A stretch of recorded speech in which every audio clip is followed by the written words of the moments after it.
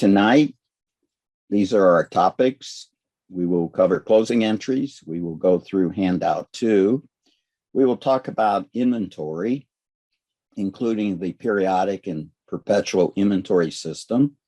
We will discuss FOB shipping point versus FOB destination, FOB standing for free on board. And if time permits, we will do a few more visualizations. So let's get into closing entries. Another step in the accounting cycle that we talked about is closing the books. It's one of the last steps in the accounting cycle.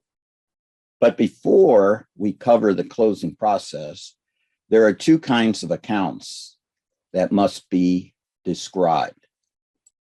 Permanent accounts, also called real accounts. Those permanent accounts are accounts that are reported on the balance sheet, such as assets, liabilities, capital stock. By capital stock, we mean common stock, preferred stock, and retained earnings. For these accounts, the ending balance for 1 year, at the end of 1 year, rolls over to the next year and becomes the beginning balance. So these would be all of the accounts that appear and are reported on the balance sheet. Temporary accounts, also called nominal accounts, they're those accounts that are reported on the income statement, primarily revenues and expenses. And the dividend account is also a temporary account, even though it isn't reported on the income statement. These accounts begin each year with a zero balance and measure revenues, expenses, and dividends only for that year. In other words, the balances don't roll over to the next year. Only temporary accounts are closed. Permanent accounts are not closed at the end of the year. The closing process does two things. First of all, it creates zero balances in all temporary accounts to begin the new accounting period. And these closing entries transfer revenues, expenses, and dividends and all other temporary accounts that we will discuss tonight into retained earnings. To better visualize the effect that the closing process has on these three financial statements, notice that our revenues and expenses will eventually increase retained earnings. We've talked about that earlier in the semester.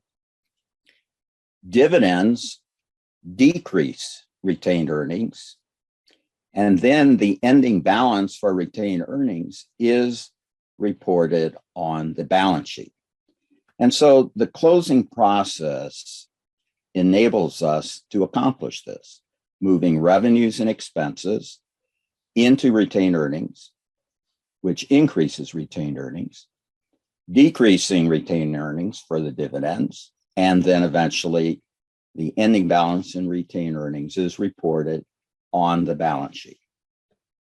Here is how we zero out the temporary accounts. To zero out an account that has a normal credit balance, a debit is recorded for the same amount. So if we assume that the service revenue account has an ending balance of $3,000, a debit of $3,000 will create a zero balance. To zero out an account with a normal debit balance, a credit is recorded for the same amount. So if the rent expense account, for example, has an ending balance of $400, a credit of $400 will create a zero balance. We do the same thing for the dividend account, which also has a normal debit balance. In a moment, we'll look at what we record for the other side of the closing entries. But this is one half of the closing entry to zero out the old balances so that we can begin the new year with a zero balance. Let's use this example of a trial balance. Notice that the balance in retained earnings is zero. This is highly unlikely in practice. The only reasons that the balance would be zero is if this is the first year of operation and there are no prior earnings, or the declaration and payment of dividends in the past has reduced the balance in retained earnings to zero. I use a zero balance in this example so that you can more easily see the changes in retained earnings. So the temporary accounts in this trial balance are in blue font.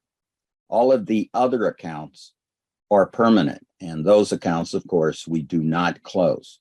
All we do is roll those balances over into the new year. I use 3 closing entries. The first one closes revenues and all other temporary accounts that have a normal credit balance. As you just saw, debiting service revenue will zero out that account after it is posted. And the credit entry is made to retain earnings. A credit to retain earnings, as you know, will increase it. The second closing entry is to close all temporary accounts with a normal debit balance. The debit entry is made to retain earnings. And again, as you know, a debit to retain earnings decreases it. The third closing entry is to close the dividend account if one is used. The debit entry is made to retained earnings, and that, of course, decreases retained earnings. Next, let's analyze the balance we now have in the retained earnings account after we have recorded and posted these closing entries. We debited retained earnings for $2,200 and credited retained earnings for $3,000. This leaves us with a balance of $800, which is also our net income. For dividends, we debited retained earnings, and the result is that retained earnings increases $500. And of course, in our example, since we started with a zero balance, this would also be our ending balance in retained earnings. Okay, let's pull out handout 2 and let's talk about adjusting journal entries. The first adjusting journal entry had to do with property tax, and in this case, the $4,000 of property tax expense we recorded at the end of the year, and because it won't be paid until next year, we created a liability, property tax payable.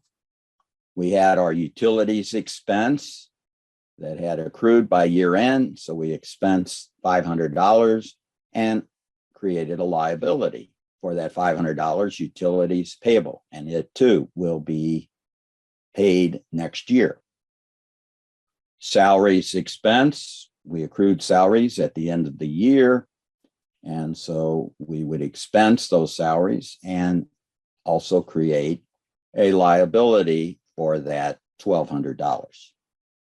Office supplies, we were given beginning balance of $300. The store purchased another $600 of supplies, and they ended up with an ending balance in supplies of $150. At some point during the year, they had as much as $900 of supplies, and therefore they must have used up $750 of those supplies in order to have an ending balance of $150. So we would expense the supplies that were used. So we would debit supplies expense and credit supplies. Next, we had a building and equipment that we depreciated. And I've indicated here, they're using straight line depreciation for both of these assets. We subtract salvage value. In the case of the building, we subtract $16,000. And in the case of the equipment, we subtract $4,000. And then we divide it by its useful life. In other words, we allocate these costs minus salvage value over their useful life. Now, notice that I can use one account for the expense. I can combine all of our depreciation into one account. But for the accumulated depreciation, we need to keep those balances separate. Separate balance for the building, separate balance for the equipment, because as I explained last week, eventually, if we sell or dispose of these assets, we need to know what's in our accumulated depreciation so that we can calculate book value. And of course, book value is how we determine whether we have a gain or a loss when we sell any of our assets or dispose of any of our assets. We have our income tax of $7,500. We expense that as of the end of the year and create a liability for it because we won't actually pay the tax until it is comes due next year. February 1st, rented a warehouse from Alpha Company, paying 1 year's rent of $4,800 in advance. $4,800 as rent expense. In other words, the entire $4,800 was expensed. This was paid February 1st. So there's only 11 months left in the year, yet 12 months has been expensed. Therefore, the entire expense is overstated. And as a result, we are going to be required to record an unusual AJE. The bookkeeper debited rent expense and credited cash for the entire $4,800 back on February 1st. The rent expense should only be $4,400, not $4,800. Therefore, we overstated the expense by $400. This requires us to decrease the expense by crediting it for $400. And again, this is why it is considered an unusual AJE, because we're going to actually credit an expense account.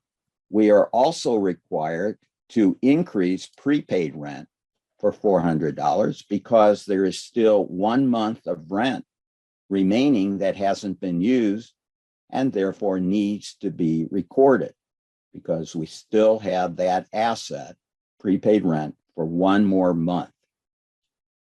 We have interest that has accrued that will probably be paid when the note matures. We're looking at 10 months of interest in the current year.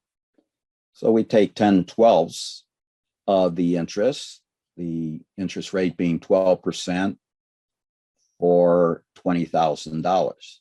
And so that would give us an expense of $2,000.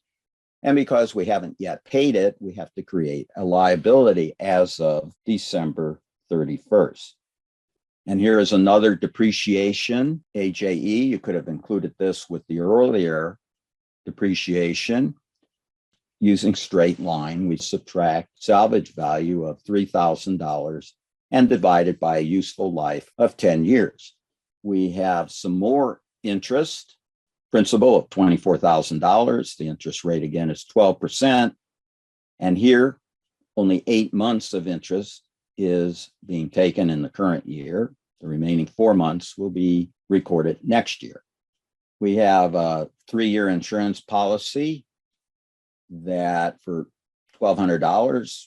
So we allocate that over 3 years, but because the insurance policy was purchased on July 1st, then the first year we only are taking half a year of expense for the insurance. So that's why we divide it by 6/12 or 1/2. We have interest on $12,000. It was for only 5 months and it's interest revenue.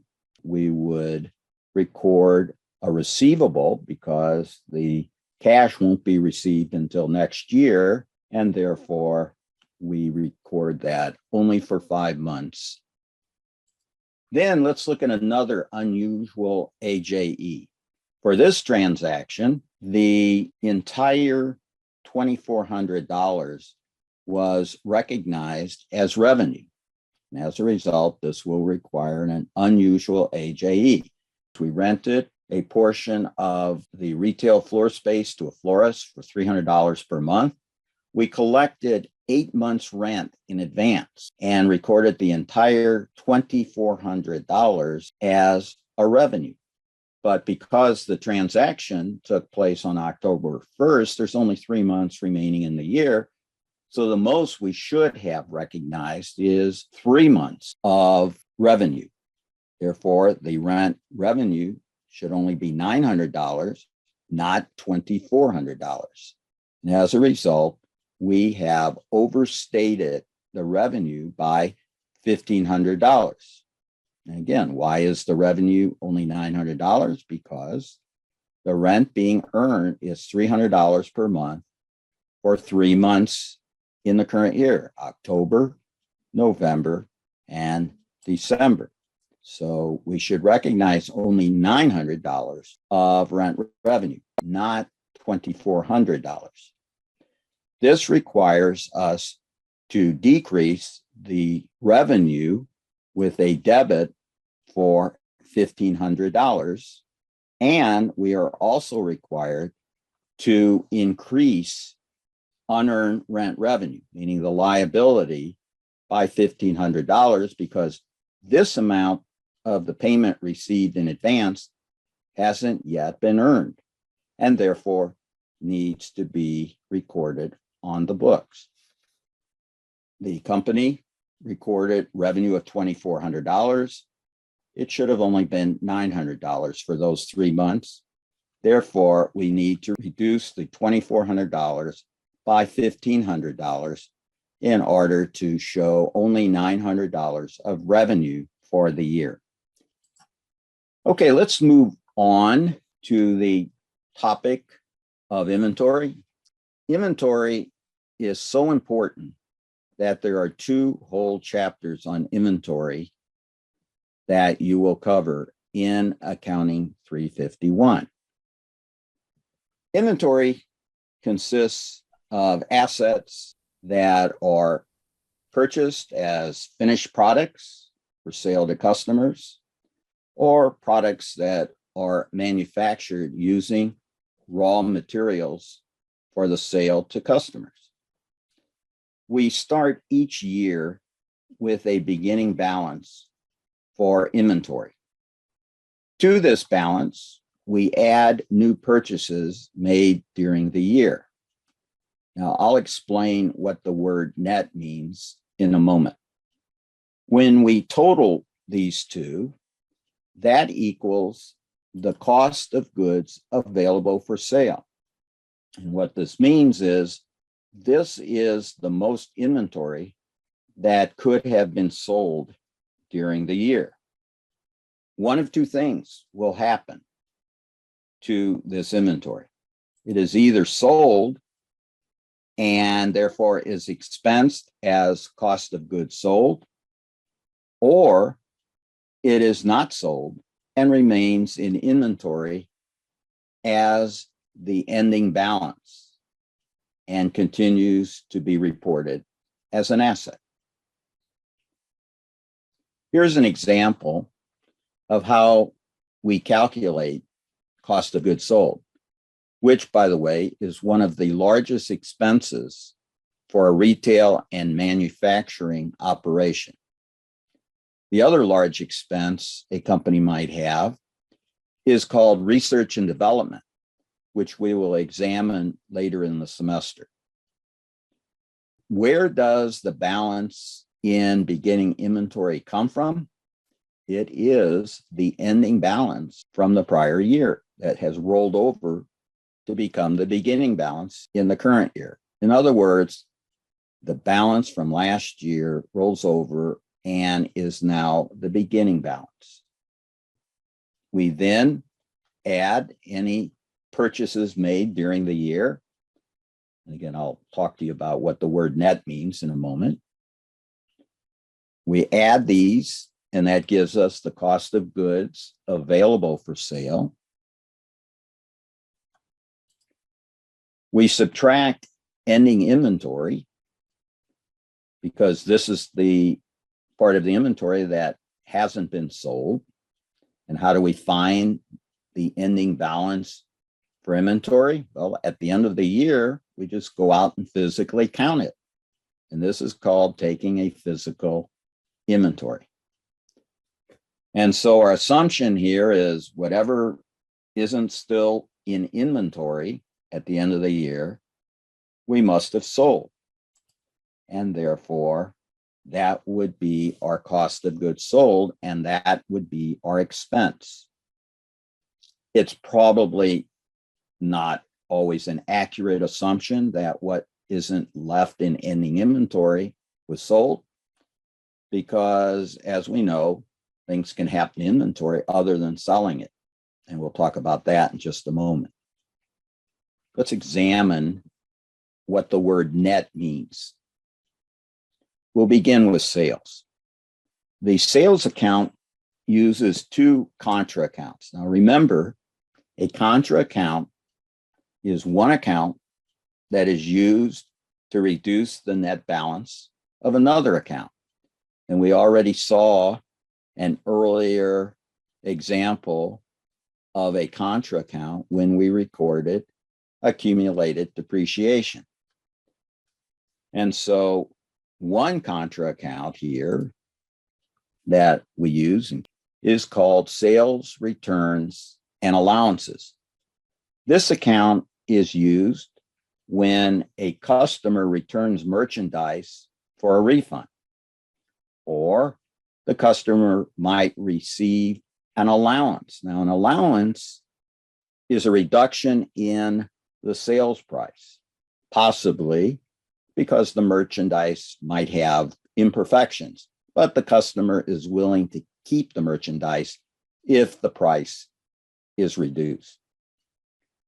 Another contra account is sales discounts, which is used to record a reduction in what the customer owes if the customer pays earlier than is required. And you'll see an example of this later.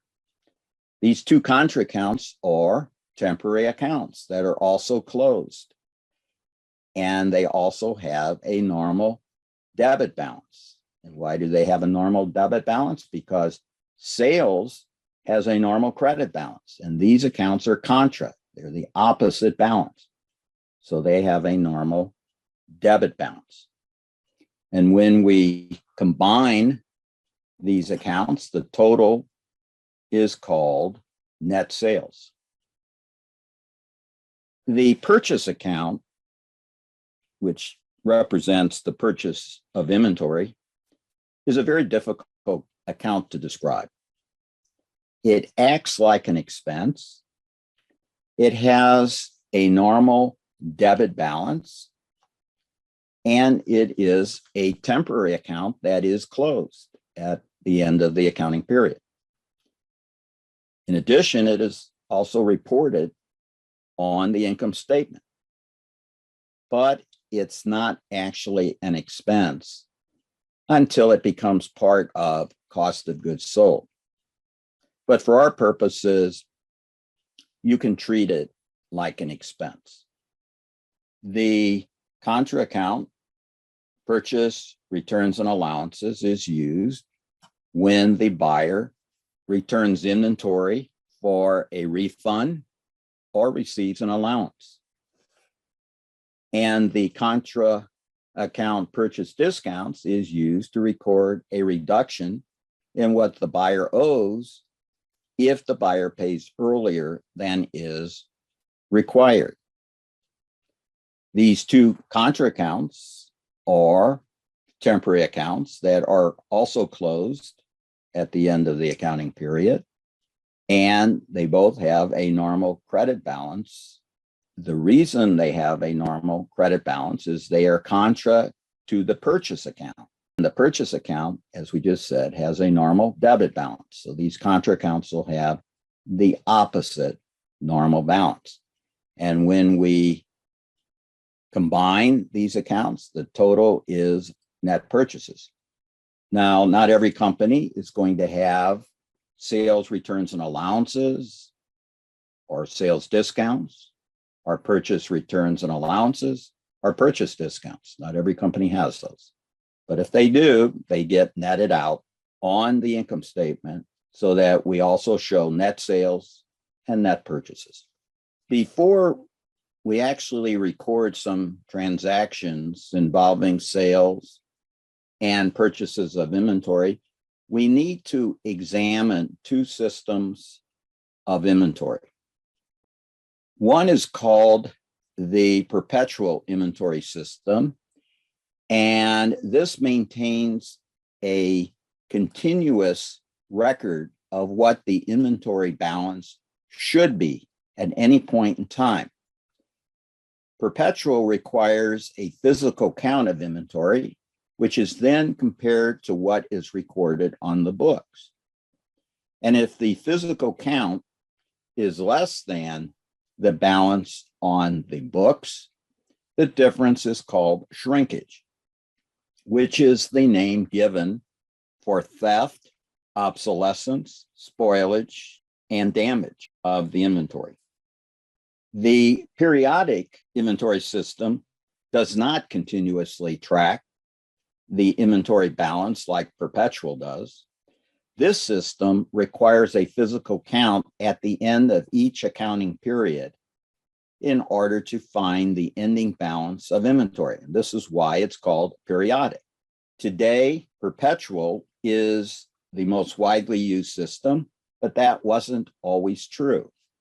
Before changes in technology, such as 2D barcodes, radio frequency identification tags, optical scanners, and other smart inventory systems, perpetual was too labor intensive to use.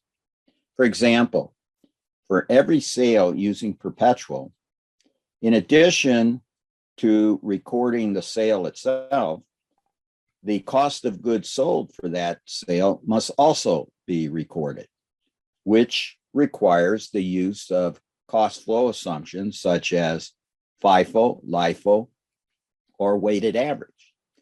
And if you have ever done one of these calculations manually, you know how time consuming it is and what a difference it makes to have computer technology able to make these calculations. So let's examine how the buyer, we'll start with the buyer, records transactions for both systems of inventory. We'll start with the purchase of inventory. Assume that we made a credit purchase of inventory for $300. These are the journal entries that would be recorded. Notice that the difference between the two inventory systems are the account names that are being used. Inventory versus purchases. However, the results will end up being exactly the same. So for the perpetual inventory system, because we are tracking continuously the balance in inventory, we will always use the inventory account to record the purchase of inventory. So here we're increasing inventory because we made a purchase. For periodic, we use the purchase account, not the inventory account, to record the purchase of inventory. The periodic system, we take a physical inventory at the end of each accounting period in order to prepare our financial statements. And that's the only time in which we know what is in our inventory. Perpetual, we know what should be in our inventory. If we return $50 of the inventory, for the perpetual system, our accounts payable and inventory accounts are decreased. Notice that we continue to use the inventory account. So if we purchase inventory, we increase the inventory account by debiting it. And if we return inventory, then we reduce inventory by crediting it. For the periodic inventory system, we use the contra account, purchase, returns, and allowances. So again, the difference between the two systems: for perpetual, we show the return of the inventory by reducing the balance in our inventory. And for the periodic inventory system, we use the contra account, purchase, returns, and allowances. It's a contra account to the account purchases. A discount. And here is an example of what a discount might look like. The discount here would be pronounced as 210 net 30. And what it means is that if payment is made within 10 days of the invoice date, the buyer will receive a 2% discount.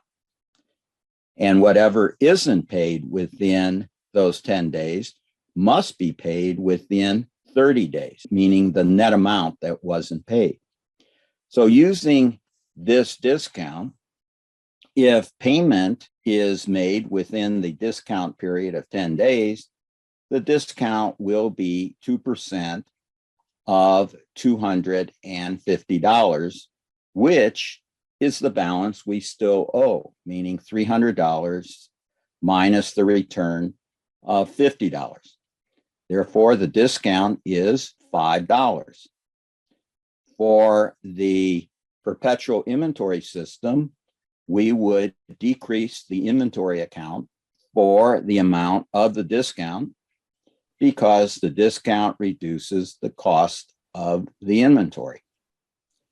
And of course, accounts payable would be decreased $250, and cash of $245 would be paid after subtracting the $5 discount. For the periodic inventory system, the entries would be the same, except we would use the contra account purchase discounts. Otherwise, the numbers are the same and the other accounts are the same. Okay, let's then look at how the seller records these same transactions. We'll begin with how to record the sale using both systems of inventory. Let's assume the same credit sale or the same sale for $300. And in this case, the journal entry is the same for both systems. However, for the perpetual inventory system, we must also record the cost of goods sold and the decrease in inventory in order to maintain a continuous record of the inventory balance. Every time a sale is recorded, the cost of that inventory that was sold must also be recorded. And what I'm doing here is I'm making up a cost of $180 for the inventory. I'm just pulling that number out of the air. It could be, if we needed to find the actual cost for this sale, we would have to use a cost flow assumptions such as FIFO, LIFO, or weighted average. But we're not doing that here. I'm just making up the cost as $180. For the periodic inventory system, we do not record cost of goods sold and reduction of inventory. We only do that for the perpetual inventory system. Now let's analyze what we just recorded under the perpetual inventory system. The difference between the sales of $300 and the cost of goods sold of $180 is what is called gross profit or gross margin. The $120 represents the part of the sales revenue that is profit before subtracting other expenses. So again, the $120 on an income statement, we would call gross profit or gross margin. We would show sales minus cost of goods sold. And the difference, in this case, $120, would be our gross profit or gross margin. If we wanted to calculate what is called the gross profit percent, we would do that by dividing the gross profit by the total sales. And what this would mean is that 40% of every sales dollar is profit before this profit is decreased by the other expenses. The gross profit percent is 40%, then the percentage of every sales dollar that is used for the cost of the inventory that is sold must be 60%. So for every dollar of sales, 40 cents would be profit and 60 cents would be the cost of the inventory sold. And we can calculate that 60% by dividing the cost of goods sold, $180, by $300. So again, for every dollar of sales, 40 cents would be profit and 60 cents would be the cost of the inventory that was sold. If a customer returns $50 of merchandise, the journal entries for both the perpetual and periodic system would be the same. Accounts receivable would decrease because the merchandise is being returned or there's an allowance. And we would record the contra account, sales, returns, and allowances. So both systems use the contra account when dealing with sales, returns, and allowances. But under the perpetual inventory system, we would also add back the inventory and reduce the cost of goods sold, because if the customer is returning the inventory, well, now we have the inventory back, and so we have to increase our inventory account and decrease cost of goods sold because the merchandise is no longer sold. How did we get that $30 for cost of goods sold being decreased and the increase to inventory? We find the $30 by multiplying the retail price of $50 by the 60%, meaning the cost percent that we calculated up here. Because we know if this is the retail amount, $50, then 60% of that $50 was our cost, and the other $20 would have been our gross profit. And so we just multiply it by that cost percent. Next, let's take a look at the discount. The payment received from the customer within the discount period would be the same for both inventory systems. So in both cases, we would use the contra account sales discounts, and we would reduce accounts receivable for the entire $250, and we would only receive cash of $245 because the customer took the $5 discount by paying within 10 days. I'd like to run through some examples using the periodic inventory system and examine the effect of certain errors that might exist in cost of goods sold.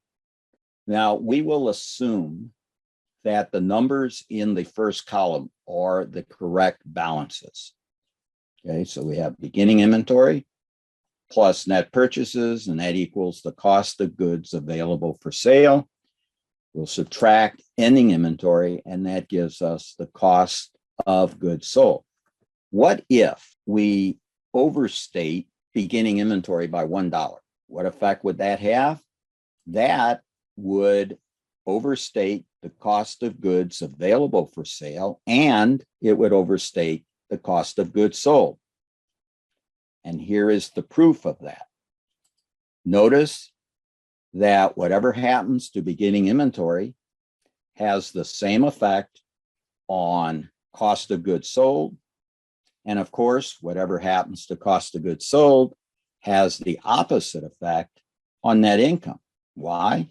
Because cost of goods sold is an expense. So if we overstate cost of goods sold by $1, we're going to understate net income by $1.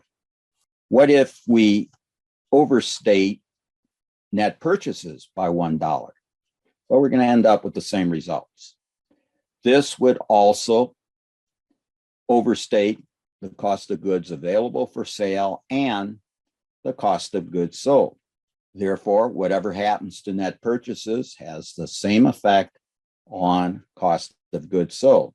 And again, here is the proof. What if we overstate ending inventory by $1?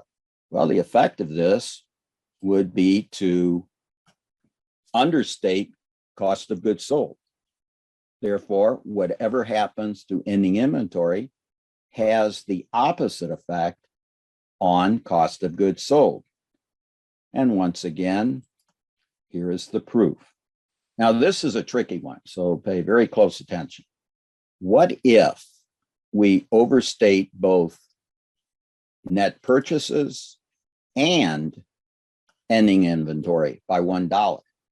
This would have no effect on cost of goods sold or net income. And why is that? Because the two errors would offset each other. Let me describe the kind of transaction that would result in these two errors that offset each other. Here's the example. Alpha made a mistake by recording a purchase of inventory that wasn't really made. There was no purchase, but they still recorded it. And the other mistake was they also counted the merchandise as part of the ending inventory. So they would have overstated their purchases and overstated their ending inventory. If you do that, they cancel each other out, and it doesn't affect cost of goods sold or net income. Oftentimes, the shipping or delivery terms can determine the timing of when a transaction should be recorded. So let's define some shipping terms before we go through some examples.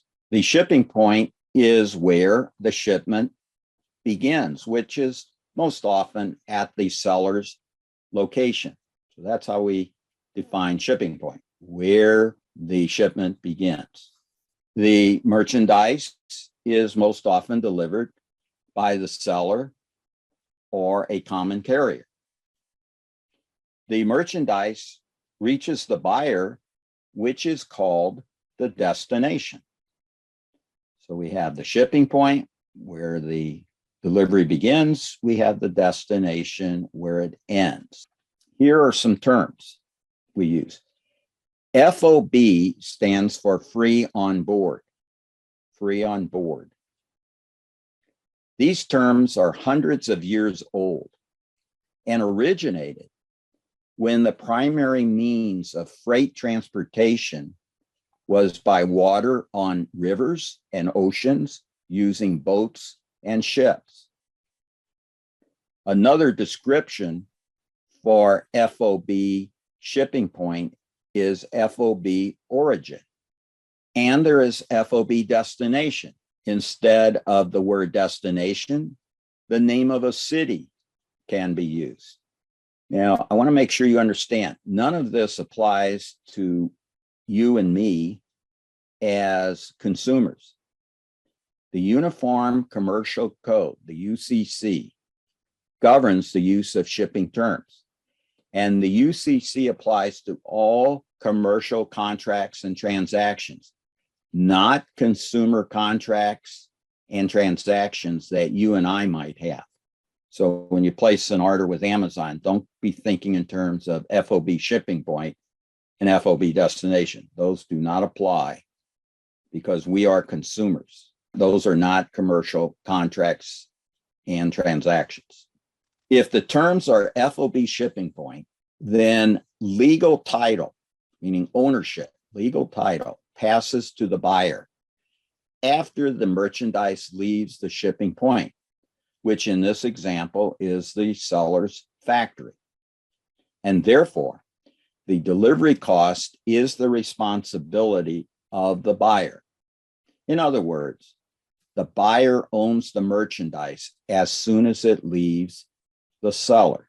So we look at when does legal title pass. So shipping point, FOB shipping point, legal title passes to the buyer as soon as the merchandise leaves the seller's factory or premises.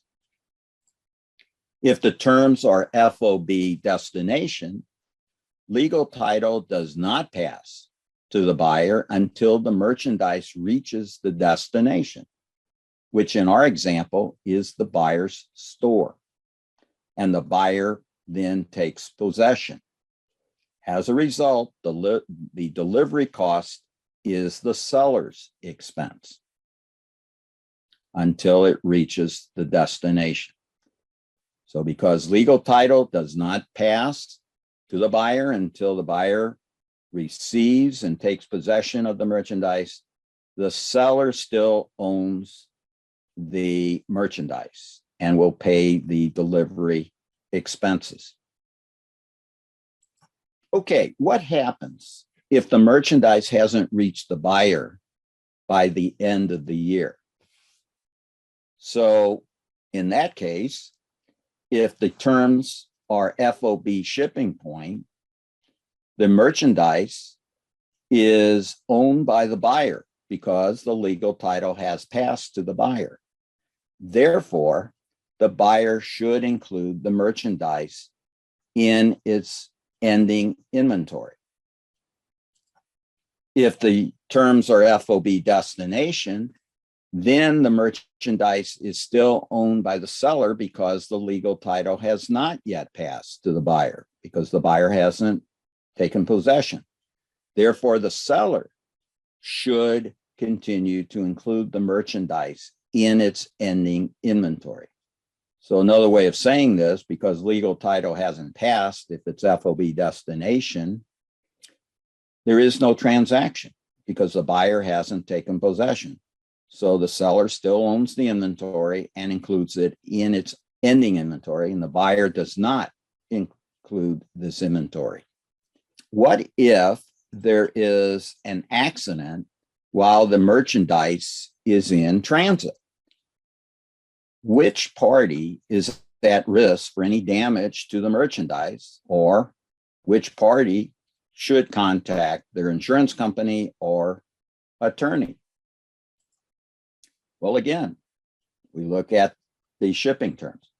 If the terms are FOB shipping point, then, as we now know, the merchandise is owned by the buyer because the legal title has passed to the buyer, and therefore it will be the buyer's risk. In other words, the buyer owns the inventory at the time of the accident. If the terms are FOB destination, the merchandise is still owned by the seller because the legal title has not yet passed to the buyer.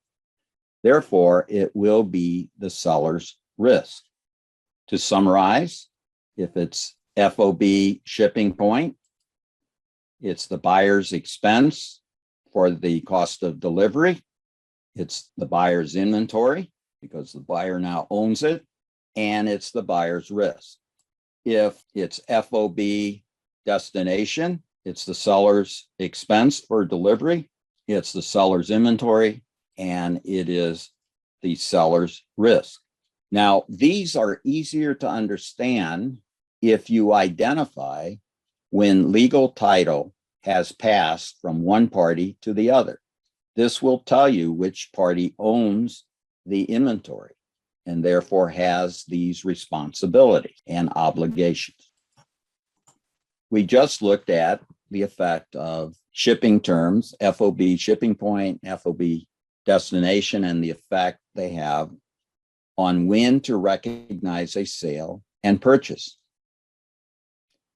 In addition to the shipping terms, recognition of a transaction is also dependent on the matching of source documents. Now, examining source documents, you'll recall, is the first step in the accounting cycle that we looked at last week to determine if there is a transaction that should be recorded. Let's examine some of the source documents, starting with the buyer. In our example, we'll use a manual system. However, keep in mind that there are many kinds of electronic automated software available that make this process much more efficient and results in less paperwork than using a manual system. But I think using a manual system to describe this will make it a little clearer as to what we're accomplishing when we match source documents. The retail store identifies merchandise that needs to be reordered. A purchase requisition is sent from the retail store that prepares a listing of these items. And then that requisition is sent to the purchasing department of the store.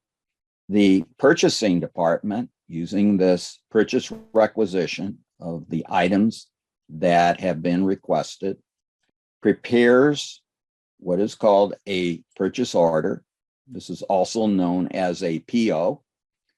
The accounting department receives a copy of the PO, and the PO is also mailed or electronically transmitted to the seller.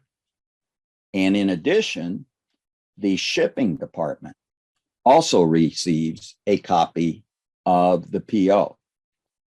Now let's take a short detour to see what's happening at the seller's end during this process. Then we will return to the buyer in a moment. If the seller has a sales department, the PO is received by that department. Some sales departments prepare what is called a sales order, and that is sent back to the buyer to confirm what has been ordered and to identify the prices and sales terms.